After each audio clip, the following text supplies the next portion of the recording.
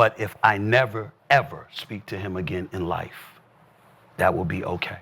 Guys, I got some breaking news. Stephen A. Smith no longer speaking to LeBron James. As it stands, what's the situation with you and LeBron, and what's the relationship like? There's no situation, and there's no relationship. He doesn't like me, and I don't like him. Still, can we mediate? Can we increase the There's fee? nobody that can mediate. Okay. It's okay. I would tell you that what I won't do is spend time the one thing that I would like to say is that I don't talk about him unless I'm asked. Mm-hmm. Now, some people say, well, why are you talking about him? Because I was asked. Mm-hmm. And this is what I do for a living. So how the hell am I going to get away with saying no comment? That doesn't work coming from Stephen A. It might work coming from somebody else. It doesn't work coming from me. And all I would say is people don't know the things that have happened behind the scenes, things that have been said, who they've been said to, the kind of things that have been engaged in an effort to hurt me, along with contemporaries and others. There's a lot of shit that I know that I don't say. And there's a reason that I feel the way that I do.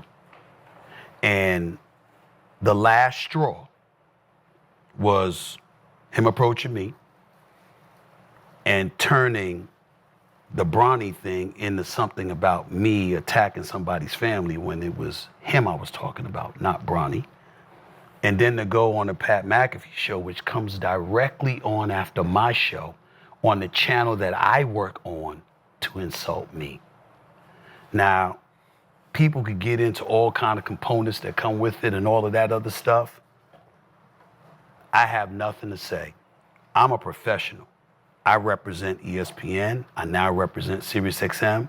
But most importantly, I represent myself. And I'm never going to denigrate any employer, any partner, or myself by getting into anything excessively, unnecessarily when it comes to him or anybody else. I'm going to do my job. I'm going to cover the game of basketball. But if I never, ever speak to him again in life, that will be okay. If we never speak again in life, me and him, I am perfectly fine with that. But I'm man enough where if he ever wanted to speak to me, I would. But it wouldn't be the most pleasant conversation, at least initially. And that's just where I stand with it, meaning no disrespect. But there's a lot of things that have happened that he don't know I know. And that was the final straw.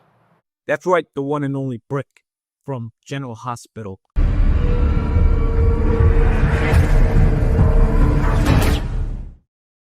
Over dramatic, as usual. Says he's no longer speaking to the guy he never really spoke to begin with and never really had a relationship with. He's no longer speaking to him. Unless, of course, LeBron reaches out to him and wants to have a conversation. But I'm man enough where if he ever wanted to speak to me, I would. So this is really LeBron James never speaking to Stephen A. Smith, unless he chooses to. This is what it is.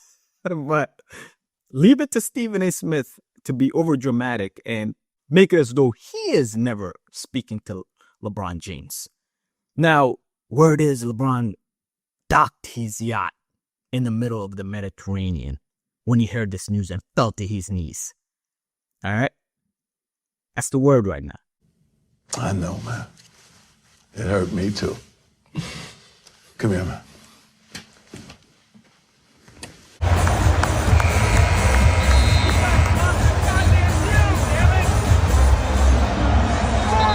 Listen, man. We saw Stephen A. Smith basically threaten Kevin Durant on national television because Kevin Durant had a different opinion than he did, all right?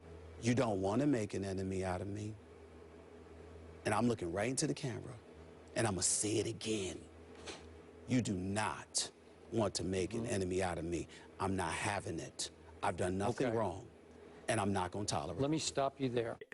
Always over dramatic, ever since he made that appearance as Brick on General Hospital, Stephen A. Smith has been over the top dramatic. And LeBron James himself is dramatic all the time. We know this. But LeBron is right. Stephen A. Smith basically dragged it through the mud and went on every show after LeBron had that confrontation with him on the sidelines.